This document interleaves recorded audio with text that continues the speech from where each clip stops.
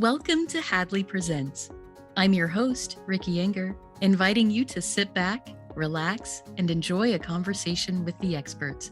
In this episode, tech podcaster Stephen Scott joins us to discuss useful apps and gadgets. Welcome to the show, Stephen. So great to have you. Oh, thank you, Ricky. It's great to be here. So for people who don't know who you are, why don't you just give us a brief intro, tell us a bit about yourself and where people might find you podcasting? I'm a broadcaster, I'm a podcaster, I'm a TV presenter, I'm lots of different things. Basically, wherever they tell me to go, I go. I have worked in this business now for 20 years this year, actually, working this out, that my first paid gig was 20 years ago. It's been incredible. It's been an incredible ride to be doing this, working in initially commercial radio and then moving into what essentially is called in the UK charity radio, which is community-based content. And the community radio here is a little bit, it's either community by location, by geography, or by interest. I was part of the RNIB, the Royal National Institute of Blind People in the UK, who had a radio station they were building, and I went along and presented a morning show for 9.5 years, did the newspaper show first thing in the morning. That was great fun. I loved it. I realized that there was one thing missing in our world, and that was with all the rising mainstream technology out there was nobody talking about it. And so I invented a show called Tech Talk, which went on air for 10 years.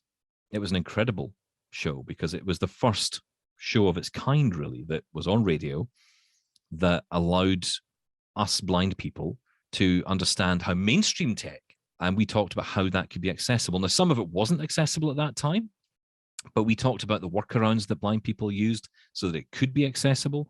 From there, I started working with Accessible Media in Canada, and we created Double Tap Canada, the radio show, and then later they invited me to do a TV show, to which I laughed. I thought it was a joke. They said, no, it's not a joke. Seriously, we'd like you to do this. And I said, well, okay, let's try it. I'm always up for a challenge. And when I left RNIB last year, November last year, I decided I wanted to take this all the way and create a podcast that was kind of based out of the UK. I wanted something that started from the UK, that talked about UK issues, and that was Blind Guy Talks Tech. Here we are all these months in, and it's already very popular. Lots of people getting in touch and sharing their stories. And we talk about tech, but we also talk about our journeys with sight loss as well. We're very open, and the conversation has really evolved from, wow, this is a great feature, or this is a great app, or this is a great product, to actually how these products are infiltrating our lives, what they mean in our lives.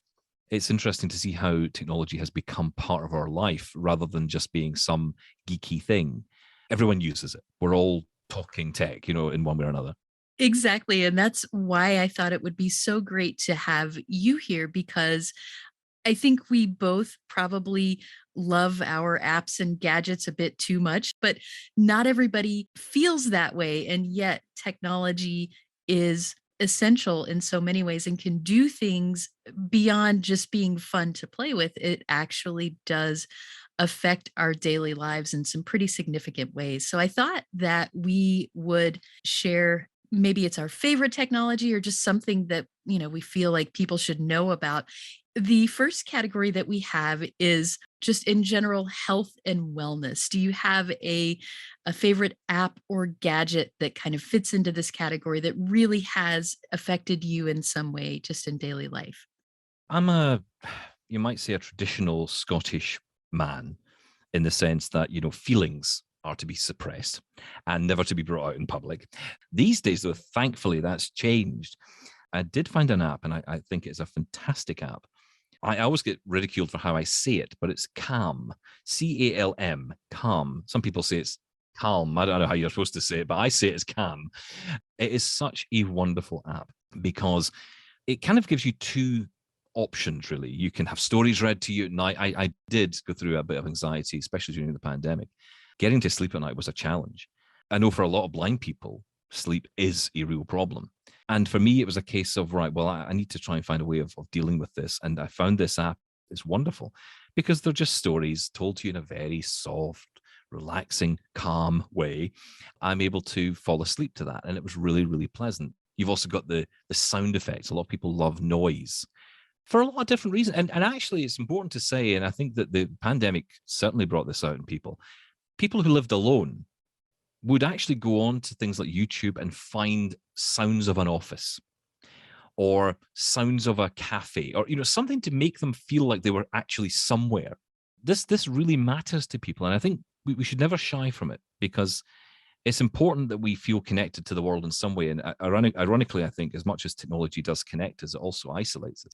I think sometimes these apps can bridge that gap a little bit. It's not obviously the same as human contact, but it's not bad, especially when you're in a lockdown and you've no choice.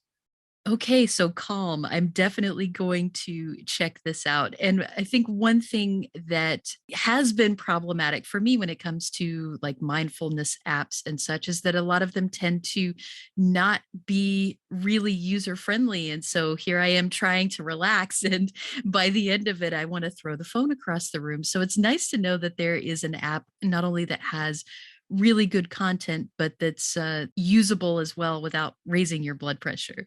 It's a sort of an app and a gadget for this health and wellness category. And it initially feels like one of those things that's really frivolous.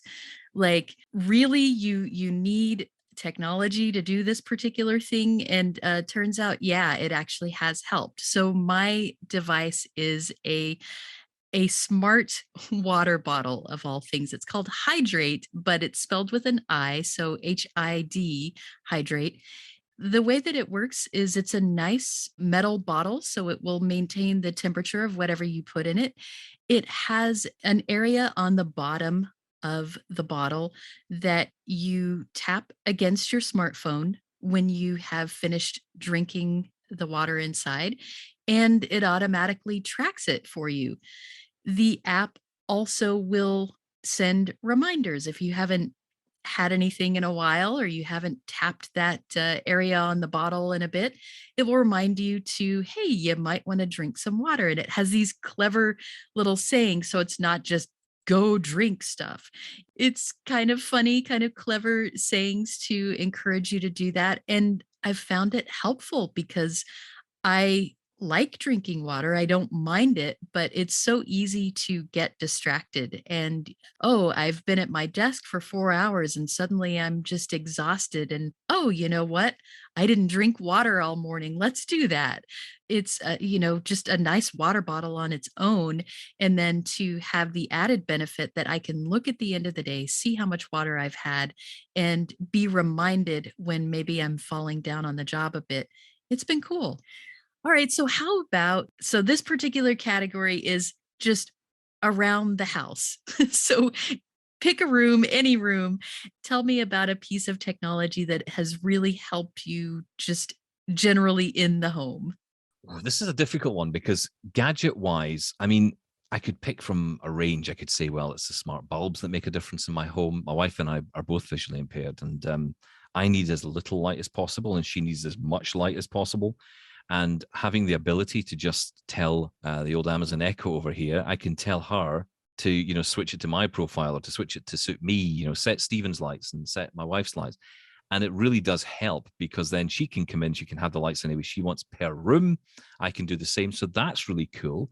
I have to say, though, there's one thing I've been using a lot of more recently. I mean, I've been paying for this service. I've been paying for it for months, haven't used it. And now I am using it. And that is Aira. And I'm using that a lot at home. And I know a lot of people use it outside for lots of different things, for navigation and for finding your way if you get lost. Brilliant for all of that. But at home, a lot of the tasks I struggle with at home, and it's on my computer, if I'm honest. On my computer, I have a lot of, sometimes I need to go and download an app and I maybe get as far as the software download page and then I'm lost. So you're thinking, right, okay, how am I going to find this? You just get Aira on the call. They jump on TeamViewer and they just fix it. And they tell you what they're doing and they go through the whole process. And, one situation where I had an app downloaded, I managed to get the app downloaded and the agent said, would you like me to install it for you? That would be great. And then we went through the install and then she read through the entire application feature set. And it kind of brought a lot of things to life. If we download something or we use something, we maybe use that bit of it we need, but we never really venture beyond that because we weren't aware it was there. We maybe don't have the brain space to be able to go through it all and learn it all. And just a brief description, if you haven't heard of Ira, it's wonderful and you should check it out. So it is a visual interpreter service where you can call someone who can either connect to your computer or use the camera in your smartphone and assist in accomplishing tasks that require some sort of visual input. So maybe it is looking at your computer screen, as we've talked about here, or maybe it is, I have dropped something on the floor and I have no idea where it went. I just need that pair of eyeballs to look around and find it. And I have to completely agree with you both in using Ira for computer tasks and, for a lot of other things that I can accomplish if I spend the time to do it. But I think I've just come to the point where I recognize that, my time is valuable just as anyone else's is. And would I rather spend that time fighting with an inaccessible app or trying to figure out the buttons on this new gadget on my own? Or would I like to really be more efficient about it? Call someone up, have them describe this to me, and complete the task rather than spending a lot of time fighting with it. This is where our conversation often goes on our podcast. We often talk about this and how it's about having control, but not giving up all of the control. It's the middle ground. Now, an example of this was I bought for myself and for my mother a humidifier. And I often sometimes wake up coughing. I have terrible dry eyes. Now, this thing arrives from Amazon. It's there, and here we are. And I opened up the box, and all these bits fall out. And there's that moment of dread. You're thinking, how does this work? And I don't know, do you ever get this where you just sometimes sit there thinking, this is just going to go back in the box and we're just going to forget this ever happened? But actually, again, Ira, I get them on the call and I say, look, I want to set this up and use it. They're off downloading the manual. They're looking it up. They're figuring out how to do it. Okay, so take this part. This feels like this, and grab this and put this together. And the best thing about that was when I take the other box, which is my mum's one, round to her house, she has no idea what to do with it. I said, don't worry, I'll do it. So it's completely empowering. It's like, so not only have I learned how to do it myself, I'm able to help other people. And then, so no longer is it, can you do it? I'll do it for you. Yes, I love this discussion because I think we all struggle with what does independence mean. And, for some people, if they've had vision and they're losing it, not only do I have to do everything myself, but I have to do it in the same way that I did before, even if it takes, 8 times as long. The way to look at this is it's many doors, but they all lead to the same room. And you're just taking a different door. That's it. That's all you're doing. You learn this. This is just a different way in to the same place. Yeah, exactly. So my gadget is one of those things that I went for years and years and years without having. It's a small thing, but it's a really important thing. So a thermostat, keeping the room the temperature that I want it and knowing if someone else has changed it and being able to say, "Oh, that's the temperature, is it? Well, let's change that back." And I have a Nest. There are other smart thermostats as well, but going from a thermostat that was, you could adjust it manually, but it was like this little slider on the side, and you might push it just the tiniest bit, and suddenly you've gone 4 degrees or not at all, and you never knew which one. So with the Nest and other smart thermostats, I'm able to control it from a smartphone app. These smart thermostats can work with assistants as well. We have Google Home in my case, and you're able to ask the current temperature, the current humidity, switch from heat to cool, and do all of those fun things that I think most people take for granted. So I couldn't live without my thermostat. Once we have our environment all set up where we're nice and warm and comfortable and all of that, it's time to relax and get into some entertainment. So, what kind of thing, and I'm sure it's hard to choose one single thing, it was for me, but what single thing entertainment wise could you just not live without? again, one thing is so difficult to say, right? Because some of them are all connected, I guess. I mean, when in terms of entertainment, I do like good audio. And funnily enough, I actually started using, just maybe in the last few months, again, my, as I call them, the HomePod Big, because you have a HomePod Mini now. So yeah, the HomePod Mini, which does exist, but the HomePod Big, which is now discontinued, the original HomePod, as some might say, the sound of these things is incredible. I wish they still sold them. I have a hunch something is coming that will fuse together Apple TV and the Apple HomePod. For me, it's good sound. So I think good speakers like that are good. The one thing I can't live without, and it's a very UK thing, so I apologize, Ricky, but my satellite box, which is now you have it, I believe, is Comcast. Comcast, I believe, were one of the first companies to come out with an accessible set-top box, I believe, in the States. Well, Comcast owns Sky TV here in the UK, and they have brought the learning from Comcast to the UK and the Sky boxes we have here. So Sky satellite television, set-top box, which was generally inaccessible for a long time.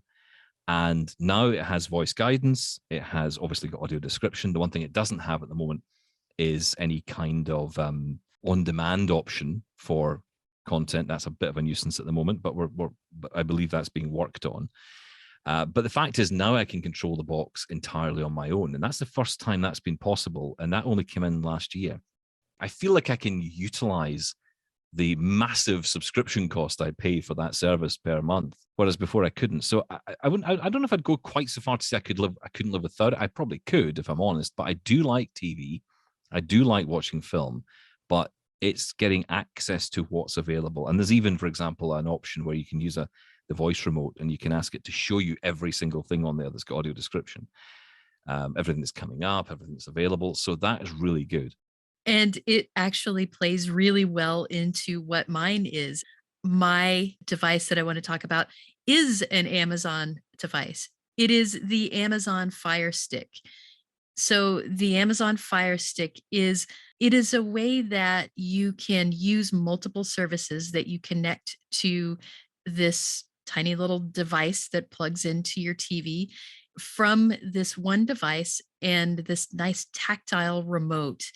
It's nice tactile remote. It also has A-Lady integration, so you can speak to it and search for certain things.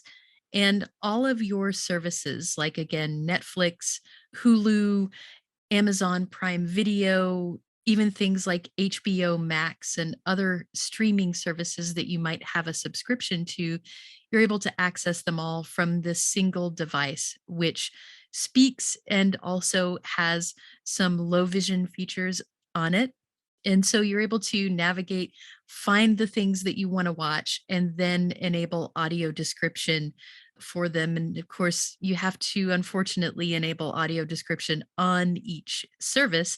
I wish there were a switch that says, anything I play, if there's audio description, give it to me.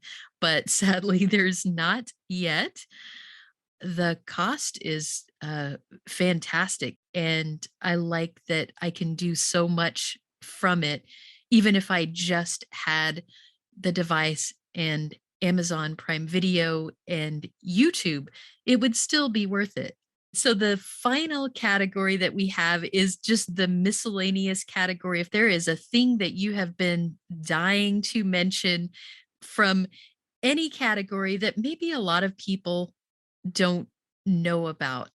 The problem is that technology companies, everything has become so simplified. I mean, if you were to wanting to buy a product today, but if you actually think about it, there's not as many products available. Everything's kind of eaten everything else. I mean, the iPhone killed off so many different devices and gadgets. And I think about an app I use called Voice Stream Scanner. You know, I can get an app that costs me £8 on an iPhone I already have. It just works. I can, grab documents. I can instantly read text off the document, select that text, use it. A good example was recently I had to use it for my passport. So I scanned the passport with Voice Stream Scanner, and I was instantly able to get my passport number. And so you can just grab the text from the iPhone, you can copy it, and then you can paste it straight into the form field I needed to paste it into on my Mac. When you just think about that, it's so cool. I mean, I think for me, in terms of the product and the ecosystem, I'm kind of all in on the Mac world. The one that I guess I've used most recently that is because I like keyboard. I'm a bit of a keyboard obsessive, Ricky, right? I have so many keyboards. My favorite keyboard, if I was to recommend a keyboard to anyone, I recommend the Logitech MX Keys. Now, this is a keyboard which has got such a great tactile response to it. It's not a mechanical keyboard, so you need something fairly quiet. These are, but again, good key travel on these keys, and also each key has a bit of a recess in it, so you can actually feel your fingers sort of slide into the key a little bit before you type. So really nice, kind of circle recess that every key has.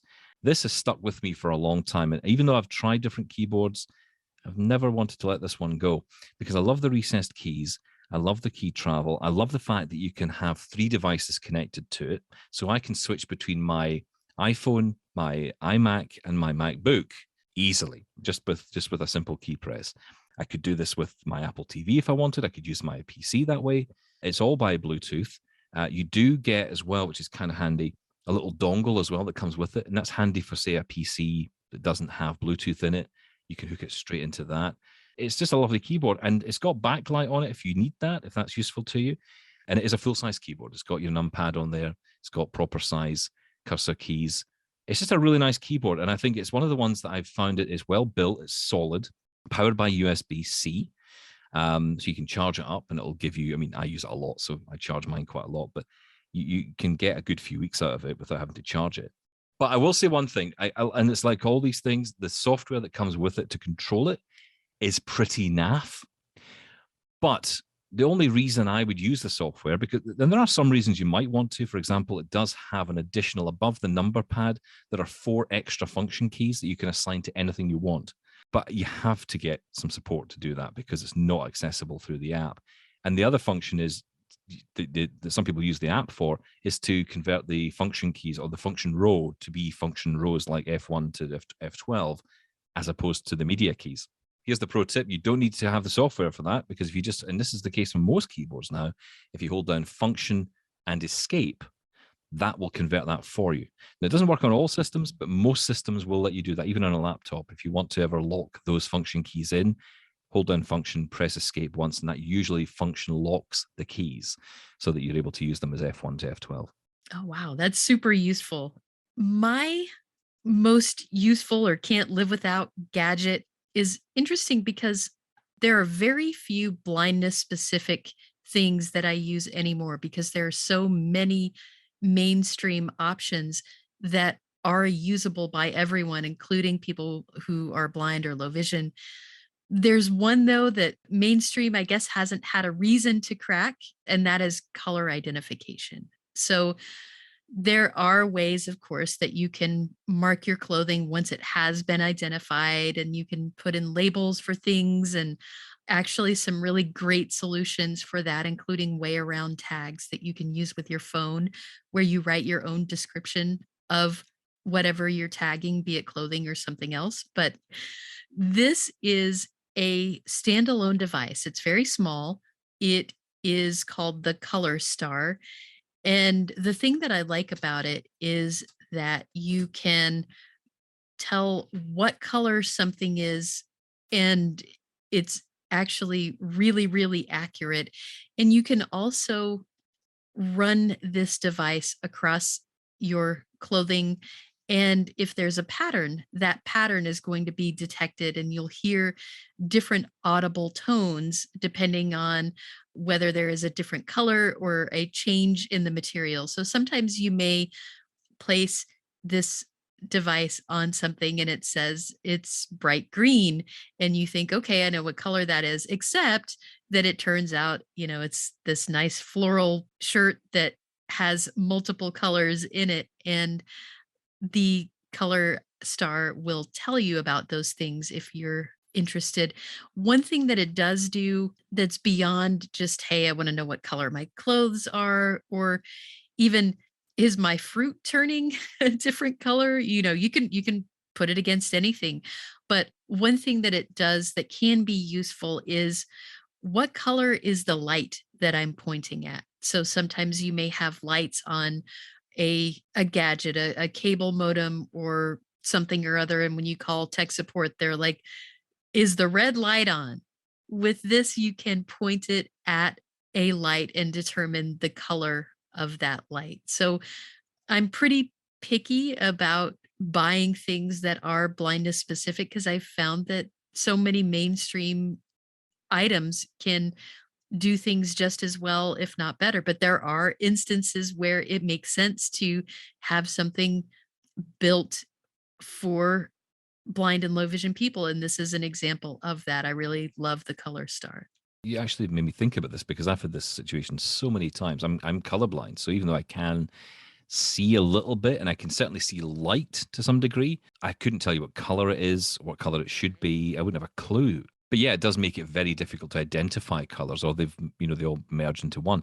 We actually had a guy get in touch with us on the podcast who talked about a very similar, well, not similar product, but a similar thing. He was talking about identifying food labels, and he talked about a product called the ID Mate, which is now discontinued, I believe. And that was the thing, right? Because it was such a good product, and he demonstrated it for us. I was on eBay trying to find one, secondhand, thinking this must be available somewhere because it's such a good product. And I think you're right. There are some instances where specialist wins, but it is a case of the iPhone is out to eat them all. It's like the Pac-Man of gadgets, it's off eating them all up.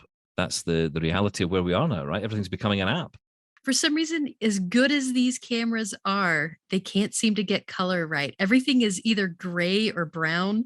It's all lighting, isn't it? It's all to do with the lighting, and these other devices obviously are able to handle that, and that's where they stand out. Exactly. They emit their own light, so you're holding it against this thing, and no additional light is getting in, which is nice because you don't have to think about, oh, are the lights on? Is my hand creating a shadow? And just things that you might not ever think about that turn out to be important for accomplishing the task at hand. It's always tools for the job, I feel, and that's the case with when I mentioned Ira. And it's interesting, I use the tool relevant to the need. And I think it's just often, and it's like when you're out and about, one app I love as well, just to mention briefly, is Soundscape, which is an incredibly good app. And for people who don't know, Soundscape is a brilliant app. It essentially is like an ability aid to some degree. If you're trying to, say, find the bank and you want to know where it is, you just put the location in and you'll get an audible beep from the direction of where that bank is. And it obviously doesn't solve the last 10-yard problem that we always have, finding the door or finding the specific thing, but it gets you in the right area. And it obviously gets you to a location, which is key. We just need to get technology a little bit better to be able to identify, for example, if it's a cash machine or it's an open door we're trying to find, that it could help us with that. But it's definitely improving, and technology is good. I say to people, get a smartphone, your life will change. Most people who tell me they don't ever want to use a smartphone, and I've heard it from a lot of people, once they do it, once they actually get into it, their life changes. Oh, I so agree. It can feel really, really overwhelming for a number of reasons. And it's important to recognize that there is that learning curve, but it's also important to recognize that on the other side of all that learning is just a whole host of possibilities that you never thought about before.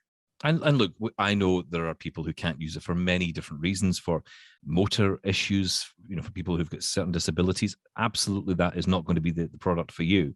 But for people who are just not doing it because they just don't want to put the work in, I think you're actually causing yourself more work in the long run. This could actually make our lives easier. And, to access the world we live in, we have to be part of it, right? And this is part of it now. This is how technology is going. It's not, smartphones are not going to disappear. The Nokia 3310 is not going to make a massive comeback. Well, Stephen, I think that we could talk all day and have a thoroughly enjoyable time doing so, but I think we should wrap up for now. You said this is 30 minutes. I don't know how you can handle this. I love podcasts because they don't restrict me on time. I love it. Well, thank you so much for stopping by, and perhaps this is the first of many. I appreciate your sharing all the great info and just sharing some of your insight and your experiences. It's been great. Oh, it's been great, Ricky. Thank you so much for letting me on. Got something to say? Share your thoughts about this episode of Hadley Presents, or make suggestions for future episodes. We'd love to hear from you. Send us an email at podcast@hadley.edu.